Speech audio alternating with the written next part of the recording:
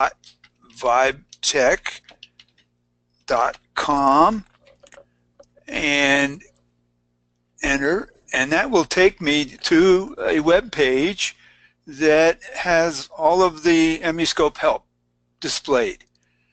And if you're familiar with the manual or the help, they're identical. So when you install MEscope, you get a PDF listing. Actually, you get 4 different manuals.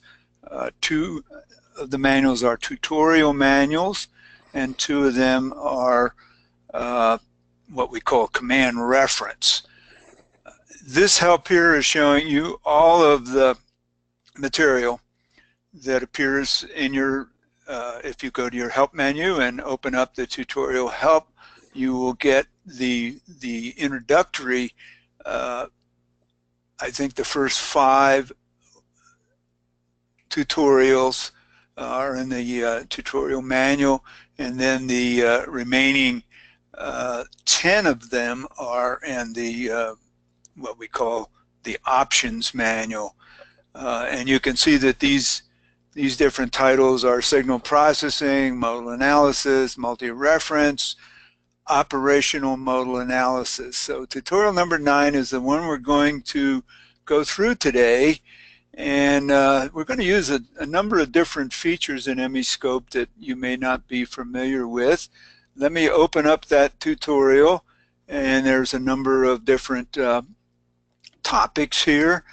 And so what we're going to do is actually a simulation of an OMA test. And we're going to do that by using some of the MIMO capability in MEscope.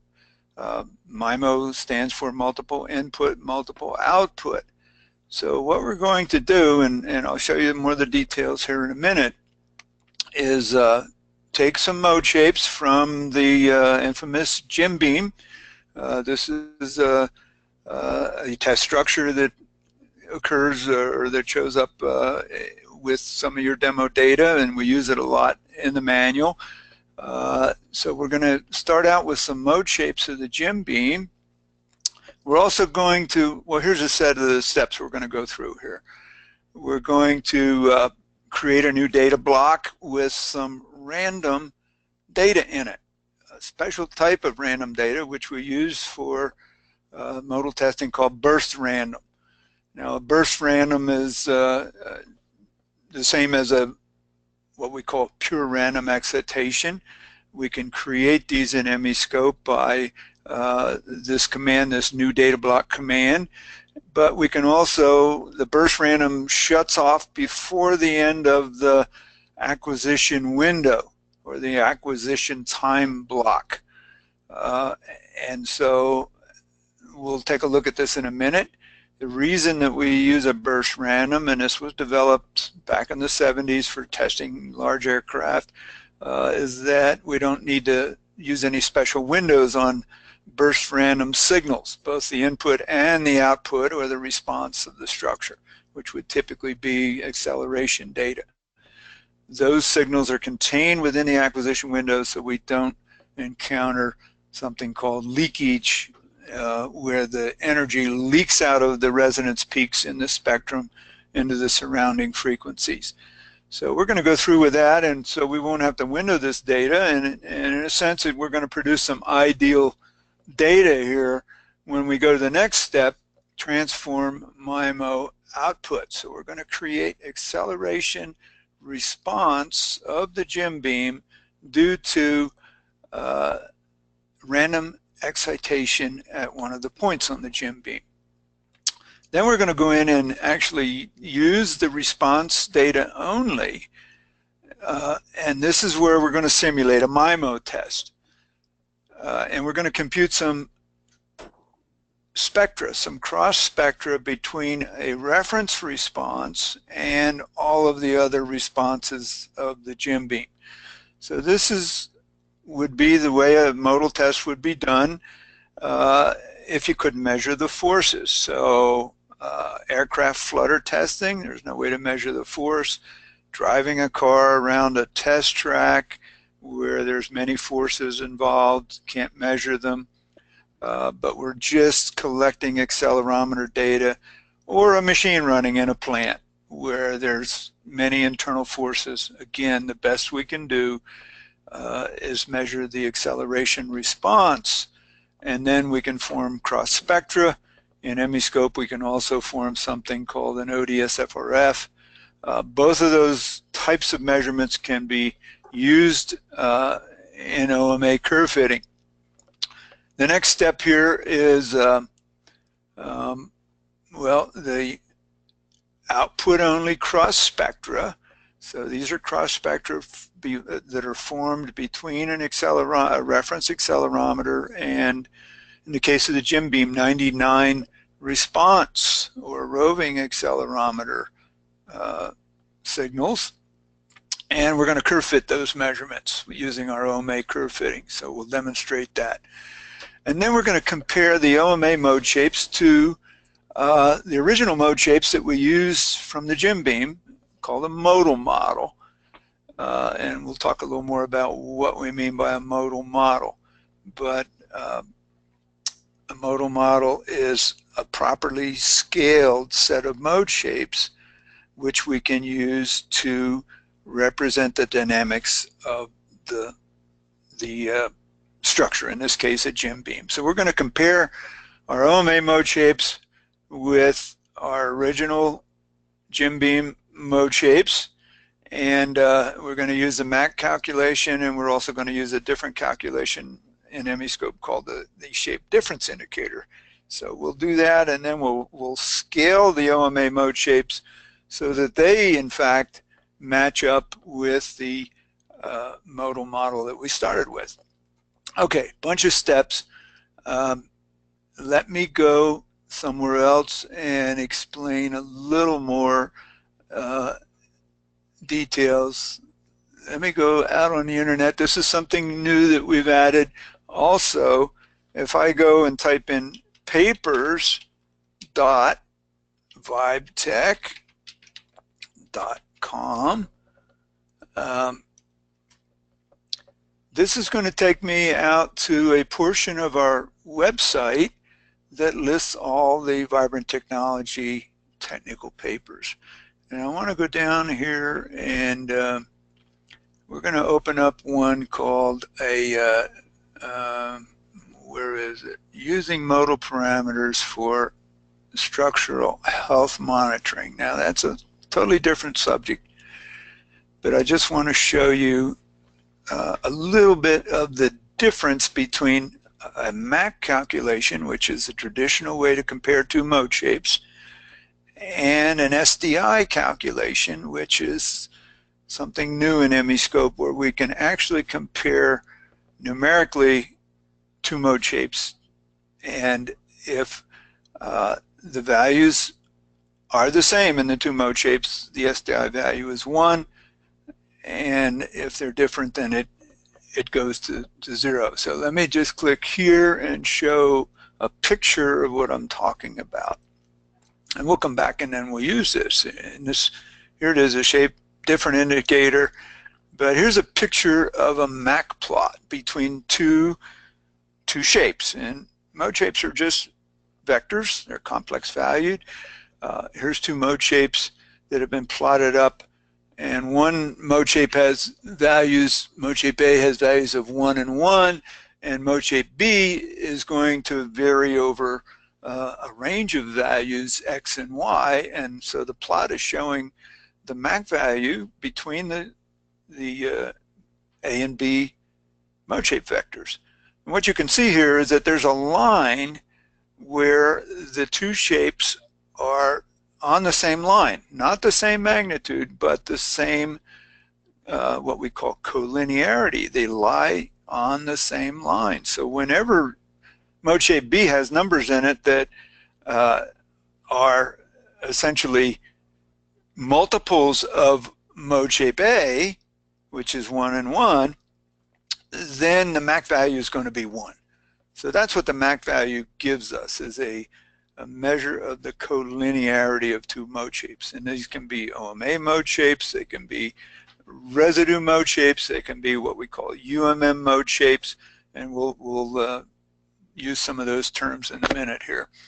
Here's the difference though. SDI is also a measure between two mode shapes or two ODSs, but it only has values of 1 at 2 points.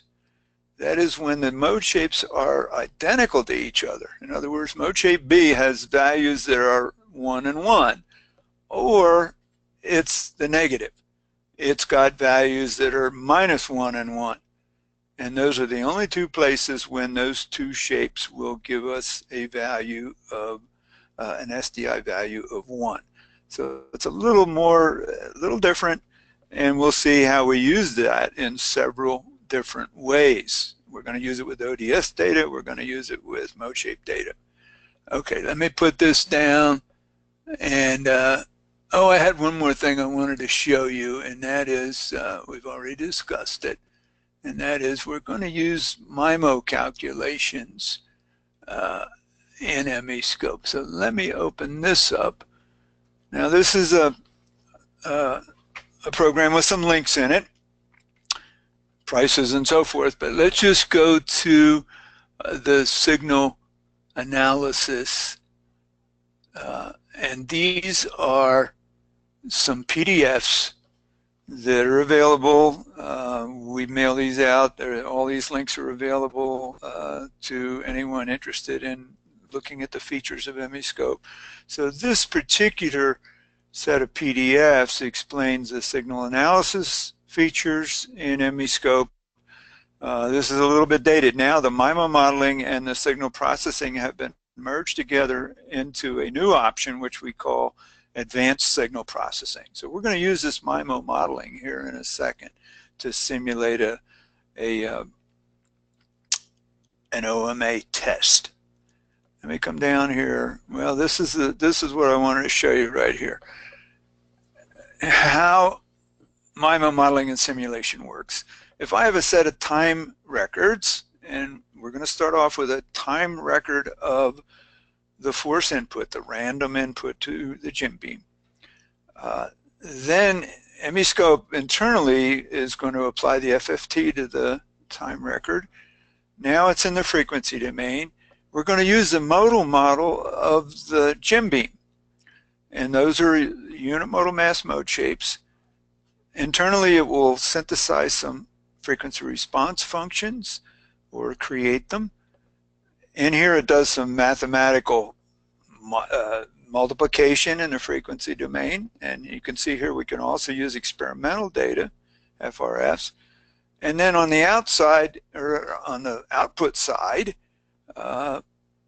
this would normally be, it says FFT, that's the inverse FFT. So the FFT works in both directions. If I have time data, it will give me the Fourier spectrum.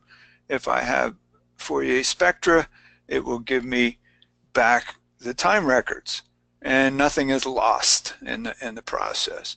So here's a little mathematics up here. Outputs is equal to the FRF matrix multiplied by the inputs, and this is done in the frequency domain. Now, if I have two of these, I can compute the third one in MEscope.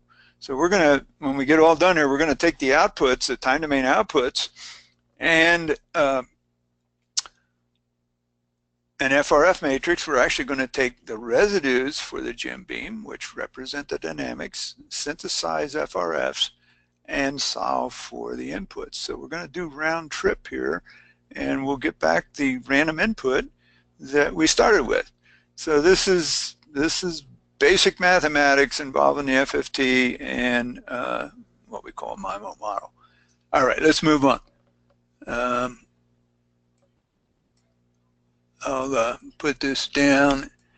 Now here we are in MEscope, and I have a project called tutorial number 9, OMA curve fitting. This is where we're going to focus our attention here for a minute.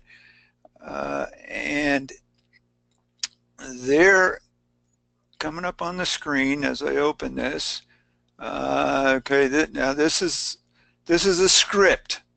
MEscope is a standard feature now. You can write scripts, and that will automate things so that everything just can be repeated over and over again. All right, it's taken me into the a different part of the script that's describing this tutorial, and it says press the hotkeys in order from left to right to perform this round trip. So let's start into this. Now here you can see that, and this is out of the manual and the help. I won't go back and read it, but you can do that yourself. What we're going to do is apply a burst random excitation to this corner of the Jim beam upper plate, and we're going to compute the acceleration response of the Jim beam at all the points. There's 33 points here. And then we're going to take one of the acceleration responses as a reference, form cross spectra, curve fit those cross spectra, and recover the modes of the Jim beam that were used to create the acceleration response in the first place. So what we're doing here is we're using time records, which represent forces and responses. We're using FRFs, which represent the dynamics of the structure, and we're using mode shapes, which also represent the dynamics of the structure. So the instruction was go up here and hit these hotkeys. So I've got 4 of them up here. I'm only going to need 3. This 4th one here is the one we just had open. It says start. It's a start script. This first one here says random responses. So that's going to take the random force, compute the random response of the Jim beam by applying the force at the corner there of the top plate. Second one is going to compute cross spectra from the responses. That's simulating an OMA test. The third one is going to actually curve fit the cross spectra and then compare the OMA mode shapes with the original UMM mode shapes of the Jim beam. So let's go through and do that. I'm going to press this first button, and the script is laying out the windows for me that are being used, and it's actually started the calculations, and now it's finished. So what we started with here, let's just look at each of these windows. This one here is the burst random input. Now there's not just one burst random, but there's actually 25 of them. And you can see that the burst random input is at 15 in the Z, and it's in pounds of force. It's a time wave form. But in the new data block command, let me just show you that because this was done by hand, but you can see how it was set up here. So this is it, 2,000 samples per average, but we got 25 averages. So we're going to average the random responses here to come up with, again, to simulate how we would acquire data in the field. If we, let's say the structure was just excited by random excitation, or it could be order related, or whatever the excitation force is, we can't measure it. Here we got a nice clean force. We got 25 burst random sequences, and each one has 2,000 samples in it. Now here's the FFT results. We're going to get 1,000 samples of cross spectrum data, and we're going out to 1,800 hertz and so forth. Now down here we're setting the burst random at 80% of the block of 2,000 samples. So what that means is that we're going to shut off. Let me just see if I can zoom in here a little bit. Okay, so here's one of these in the sequence. And you can see it's just random data. If I display samples, but you can see the signal's been shut off, and when we process this data, we're just going to process all of it as if it's one big time record. And in fact, that's what happened when we pressed. I'll go back and press the hotkey again, and it will just do this over again. Now, what else did it use? Well, it used this mode shape down here. The MIMO command used the mode shapes, and here they are. There's 10 of them. Again, we call this a truncated dynamic model because not all the modes of the Jim Beam are included in here, but a significant number of them are. These are unit modal mass mode shapes. They've been scaled in a certain way to preserve the mass and stiffness properties of the Jim Beam. You can see the units are in inches per pound second. A little bit strange, but just think of inches per pound because we're going to use these mode shapes to, we're going to convert them to residues with 15Z as our reference. So down in this set of mode shapes, we've got 15Z buried in here somewhere, and that one's going to be our reference. We're going to compute residues and use the residues then to synthesize or create the FRFs, do the MIMO calculations, and all that happens every time I push this button here. It's going to rearrange. So over here are the results of the MIMO input-output calculation. So here I've got, let's just take a quick look at these. I've got 25 burst random responses. Now the whole idea of a burst random response, and as I said, this whole technique was developed for testing large aircraft back in the 1970s, still used today. Gives you very clean FRF measurements when you excite a structure like this.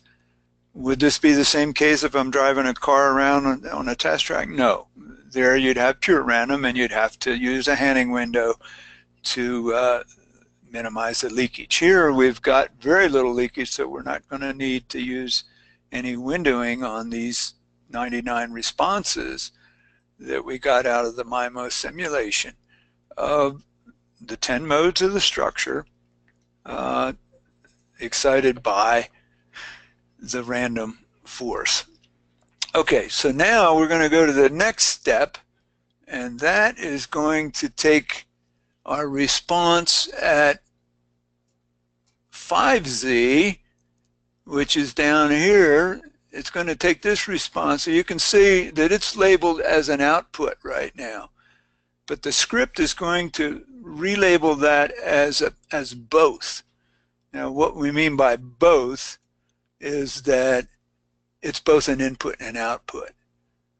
And in this case, it's not excitation, it's a reference response. So in MEscope, when we talk about using one of our output-only accelerometer signals as a reference, we're going to treat it both as an input and an output. So a little bit strange there, but that's the way MEscope will treat that data. And so this script here, and we can go back and look at some of these scripts, but let me go through and we'll do the curve fitting, compare the results, then we can come back and do some other things. So I'm going to press this next hotkey. It's going to, there's the script that's running, and okay, it's opening some windows here. This is my cross spectrum window coming up. Here are the 99 responses. Now if I go in here and look at 5Z, you can see the script has changed that to being both an input and an output. So that's our reference. And now these cross spectra over here that were calculated, this was done with one of the commands in MEscope, a signal processing command where we can compute a cross spectrum, and we did 25 averages. So we can do averaging of data. Again, we have to set it up properly so that with the burst random, we're grabbing the right amount of data each time, 2,000 samples, doing the FFT, doing the cross spectrum calculation. And if you go all the way down here, if we go to 15Z with itself is what we call a driving point. Now remember, 15Z is our reference response in this case. What would the phase be? Let's look at let me put up, well, I'll just go over here and click on Bodhi, which will show us both the magnitude and the phase. And we can see that we've got what? My reference, I'm going to the wrong place. Remember, the reference was 5Z, not 15Z. Because we got triaxial data, I was getting the measurement number confused with the DOF. So measurement number 15 is actually DOF 5Z. These are all in G's to simulate a, acceleration responses.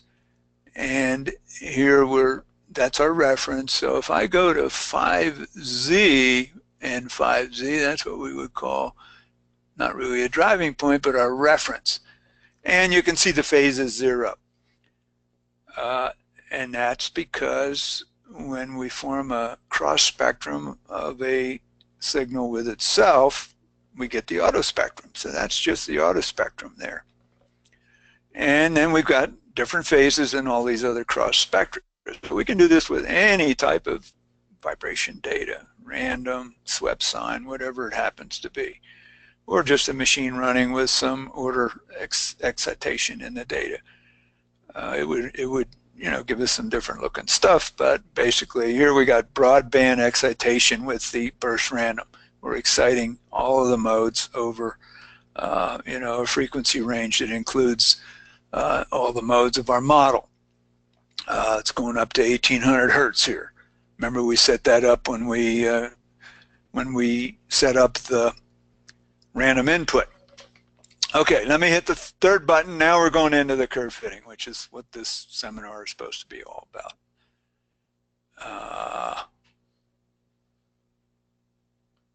Okay, scroll through.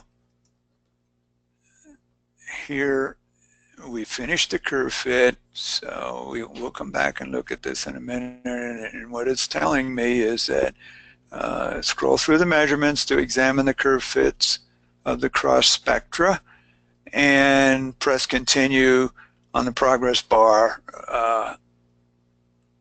to resume. So down here in the bottom we got a progress bar. You can see it down here at the bottom of the MEscope. And it's, again, a timer has been set up by a script, and it's just going to sit there and wait until I press continue. But let's just look at the curve fits here. Now we're looking at magnitude and phase, and boy, they sure do look clean, don't they? They're not FRFs. These are cross spectra, and they're a lot less noisy. That's because they've been windowed with a special window we call a deconvolution window. So in order to curve fit this type of data with an FRF curve fitter, we're using the same curve fitter we would use on FRFs in MEscope. We need to window the data first, and what we're doing there is removing the reference portion of the cross spectrum, and we're left with the roving portion, which you can call an impulse response if you look at the time domain portion of these signals, and FFT that back into the frequency domain, and we get a nice noise-free set of these aren't FRFs, but they're cross spectra, and you can see the phases are all over the place. If we go to 5Z and 5Z, we probably actually gotten some phase in here now. 5Z and 5Z, yeah. So the windowing introduced some strange phases because we got rid of the portion due to the in the convolution due to the reference. So that's why we call it a deconvolution window. We go to the time domain, remove the reference portion of the convolution. Now you can see this is our, again, our advanced curve fitting. This is what we call a stability diagram, and these are very commonly used today. The script was set up with certain parameters. I'm using and here's some of the parameters here. I'm using something called an AF poly curve fitter, Um, Here are some of the tolerances that were automatically set up by the scripting, and so here are the results, and the script actually has saved what we call stable groups. You can see in this case there's the vertical blue lines, they interchange between blue and red. Those colors are set up in the data block options box. They're called contour colors there, and we use them for various things. But here they're colored in order to, when a number of poles, we're looking at poles here, simply frequency and damping. See, if I put the cursor near one of these, it'll show me the value of the frequency and damping of that pole estimate. And when they line up real nice, the stability diagram is saying, yes, there is a pole there. I've curve fit this data with up to 50 different modes in my curve fitter, and the poles keep showing up in the same place. So that's what we got from that.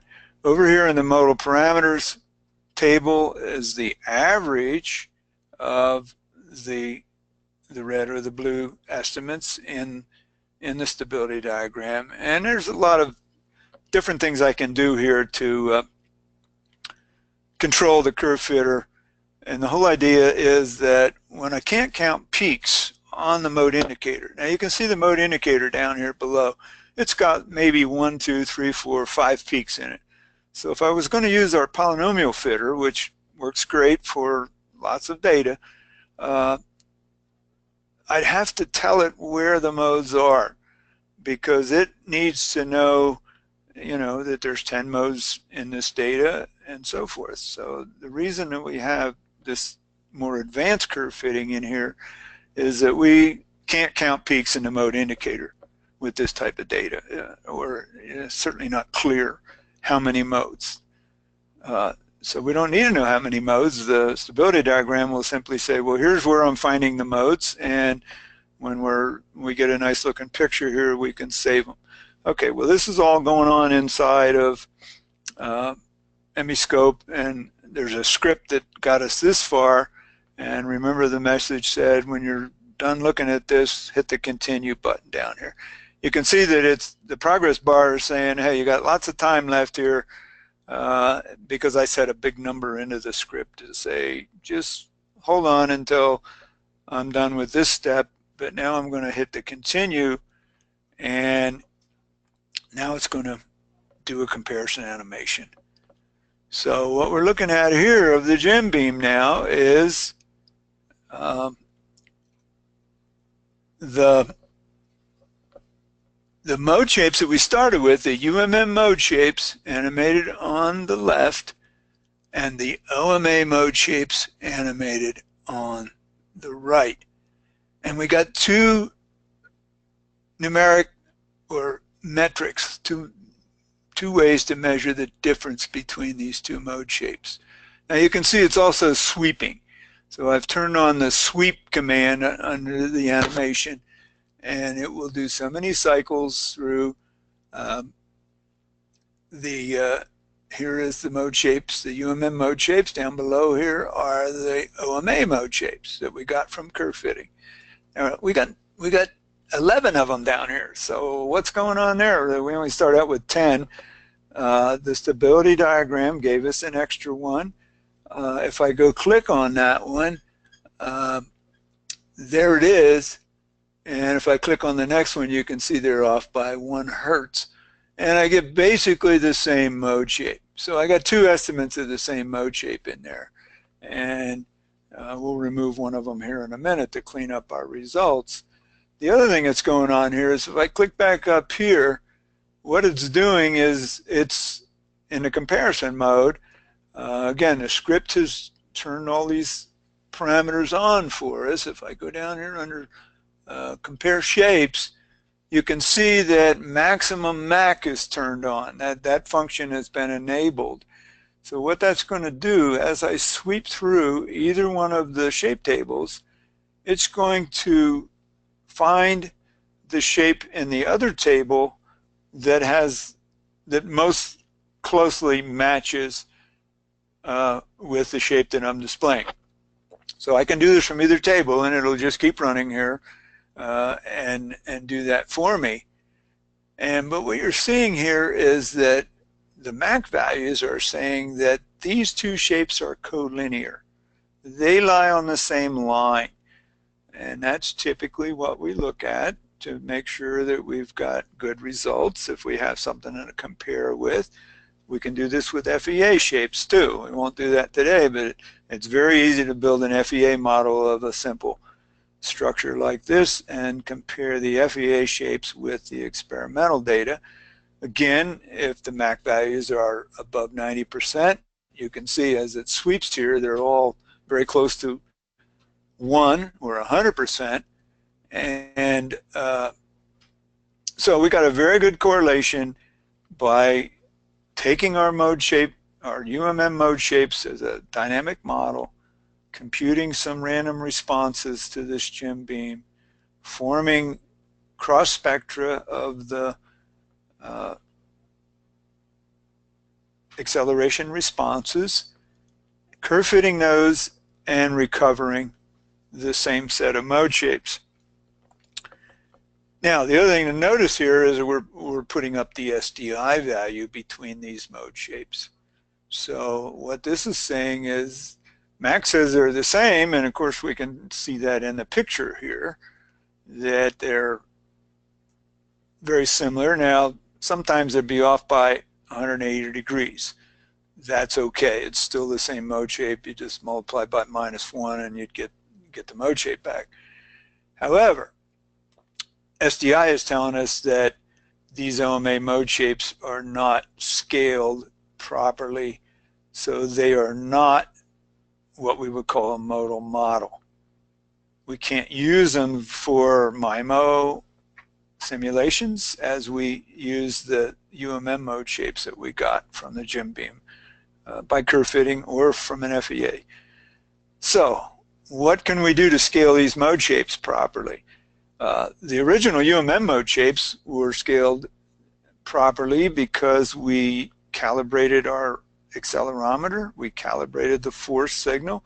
So both of those signals coming into the acquisition originally were capturing the correct amount of force and the correct amount of acceleration caused by that force. So that's what we call a modal model. Then when we curve fit that data, whether we have residues or mode shapes, UMM mode shapes, those constitute a modal model that we can go ahead and do MIMO simulations with. Okay, so a lot of words. Let's go rescale these. Let's go down here and rescale these UMM or the OMA mode shapes. So here they are. Here's our OMA mode shapes that came out of the curve fitter. Did I open the wrong one? These are the UMM, sorry. Let me get the other ones here. Well, I'm just going to go back over here to my project list and double click on the OMA mode shapes. So here they are. You can see they're labeled as OMA mode shapes. They're in G's because our data was originally in G's. The UMM mode shapes, well, let's just put them up here too, and we'll just do a comparison. UMM mode shapes are always in displacement. So here you can see they're inches per pound second. Let me see if I can get these two up here side by side without a lot of fussing around. Okay, so there we can see that the units of the OMA mode shapes are simply G. So they're more like an ODS. They just have the units of the cross spectrum data that was curve fit. However, and they've got the reference of 5Z and then the roving. The UMM mode shapes don't have a reference. They're just mode shapes with a degree of freedom for all 99 of the measurements. In this case, we call those measurements also, but they're basically 33 points in the X, Y, and Z. So these were obtained by curve fitting FRF measurements, calibrated FRF. Now, what we want to do here, let's remove one of these redundant mode shapes because we got 11 of them in here. So I'm going to delete the selected shape. Let's say yes. Okay, so now I got 10 of them, and we already saw from the animation these match up very well using the MAC calculation, but not very well using the SDI. So I'm going to scale them now. I'll go here under Tools, Scaling, Unscaled to Scaled. Now I want to use the UMM mode shapes. Again, these could be from an FEA model or they could be from a properly calibrated set of data. The other reason we want these is because SDM, our structural dynamics modification, that is a different way of modeling mass and stiffness and damping in a structure. We need to start out with a modal model. That's what we call a modal model. And here we're going to rescale things so that we could actually use the OMA mode shapes. Okay, it's saying you got some things selected. You want to unselect. So we got a new set of scaled mode shapes. Let's just put them back into the, we'll just replace the OMA mode shapes with the scaled shapes. Okay, now I'm just going to go back here and let me see if I can set this up quickly and show you what we're looking at here. I think I have everything correct. So on the top here, I've got my UMM mode shapes. On the bottom, I've got the OMA mode shapes. I just rescaled them, so I'm going to start the animation. And let's do the comparison animation of the shapes. Ah, see that? Now we've got a set of operating shapes or OMA mode shapes that match up not only collinear wise, in other words, they lie on the same straight line, but numerically they're the same. We're very close to it. Anything above 90% is typically a good match. We've got a few more minutes here. Mark, do we have any questions? Well, I think my son has gone off. Nothing. No, yeah, man. We no questions at this time right now. Oh, okay. Well, then we won't take any time to answer questions. We've still got about a few minutes here. There are other things I could show. Let's go back and let's go show how MIMO works in both directions. It's kind of like the FFT. If I've got a good modal model, here's the, again, I just went back and calculated the random responses, and I've got random inputs here. I'm going to compute, let's take the responses, and I'm going to go down here and just do this manually. Transform MIMO inputs. So now what I've got is some outputs, and I'm going to use residues. I have to use residues because the UMM mode shapes don't have a reference DOF in them. The residue mode shapes do, and I created those by simply out of the UMM data doing a scaling from UMM mode shapes to residues. So I've got some residue mode shapes here. Let's go ahead and calculate. We want, this is acceleration data here, so we're going to leave it that way. We don't want to integrate differentiate. We can do that. And I'm just going to store these, whatever the result is here. It's a random input. So how do I know whether this input that I got from the output and the residues matches the one that we started with over here as the burst random signal? Well, we have another command in here, and I'm going to go down here under Tools, Save ODS Correlation as Measurement Numbers. Now that's kind of a confusing title there, but let me just explain that to you. What we're going to use is we're going to use MAC and SDI on these two sets of data. So I executed this with my computed input signal. Let's go back here and see, you know, everything was taken care of. This was at 15Z pounds of force. That was computed from these outputs over here, and a set of residues that constitute a modal model. And now we're going to see if we got the answer back that we started with. In other words, the force signal that we started with. So I'm going to go down here under Tools, Save, and now I want to compare this signal with the original burst random signal. And let's just put this into another new data block. We'll call it data block 2. And here's what we got. Now it's a little hard to see. Let me just change the y-axis here, and we'll go to a fixed axis, and we'll put a 2 in here. So here what we have is a MAC value and an SDI value. You can see here under the units. This command has compared those two data blocks, each of them with a force signal in it. And what it's saying is that they are identical because the MAC value is 1, the SDI value is 1. Remember, MAC was just saying, are these two signals collinear at each value of time? SDI is saying, not only are they collinear, they're identical for each value of time, except where the signals are 0. So this is another use of these metrics. And we got a little more time here. I could show you some more things, but I think I'm going to wrap it up.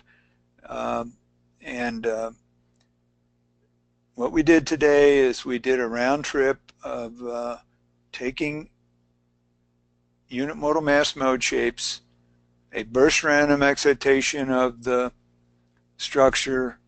See, the other advantage of the scripts here is that I can go back and we can just go back, and here was the original script. And what we did here is, let me close that. We put burst random into the structure at this point. We measured acceleration response using the MIMO modeling and the modal model for the structure with 10 modes in it. And then we used the response over here at 0.5Z as a reference, computed cross spectra. We could have computed ODS FRFs. Those are very similar, a little bit different. And then we curve fit them and recovered the OMA. We got the OMA modes. We scaled them so that they basically were identical to the UMM mode shapes. All right, Mark, I think we're come to the end of today's webinar. Without any questions, we'll just wrap it up, and hope to see some of you back here next month for another demonstration of MEscope. Yeah, just to finish it off, if we are recording this webinar, we'll have this recording posted to our YouTube page here in a couple days. Additionally, if you have any follow-up questions, feel free to email us. You can email us at webinar@vibetech.com. Again, that's webinar@vibetech.com, and we'll get those questions answered for you. And then we'll see you all next month for another version of the Learning Lab. And we don't have a subject yet, but we'll get that out to you probably next week in the September newsletter. So stay tuned for that, and we'll have a lot of good information in next month's newsletter, including the September webinar title. So with that, we'll wrap it up. Thanks, everybody. Have a good afternoon. All right.